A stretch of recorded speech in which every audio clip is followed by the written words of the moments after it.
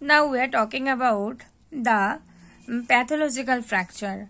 What is the pathological fracture? This can be happened when the fracture is normal and the fracture is happened by any disease condition. Like when there is any fracture or weakening bone due to the disease condition, this is called pathological fracture. মানে যখন আমাদের বোন বা হাড়ে কোনো রকম কোনো আঘাত বা ক্ষত হচ্ছে বা কোনো ডিজিজ কন্ডিশনে হাড়টা যখন ক্ষয়ে যাচ্ছে বা দুর্বল হয়ে পড়ছে তখন তাকে বলা হয় pathological fracture. Other terms used to describe the fracture indicate the direction of the fracture line.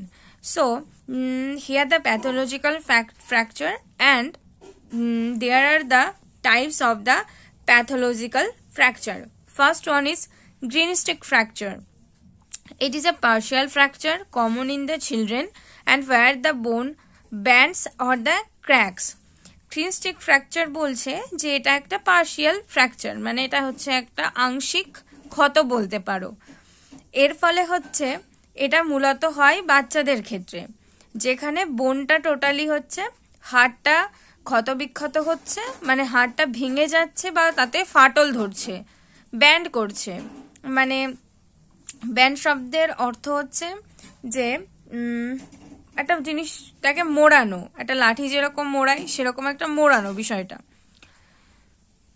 Transverse fracture, when the fracture is straight horizontal break across the bone. যখন ফ্র্যাকচারটা একদম স্ট্রেট হরাইজন্টাল হবে, মানে একদম সোজাসুজি ভাবে হবে.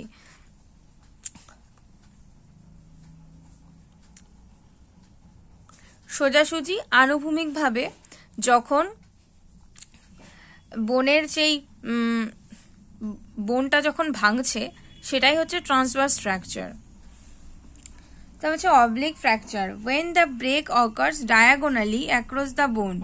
যখন ডায়াগোনালি ব্রেক হচ্ছে বোনের তখন সেটাকে অবলিক ফ্র্যাকচার বলছে. কমিউনিকেটেড ফ্র্যাকচারের মধ্যে পড়ছে when the bone is fractured into more than 2 pieces. যখন আমাদের বোন বা হাড় যখন একের অধিক অংশে ভাঙছে, মানে দুটো ভাগে ভেঙে যাচ্ছে, তখন সেটাকে বলে কমিউনিকেটেড ফ্র্যাকচার.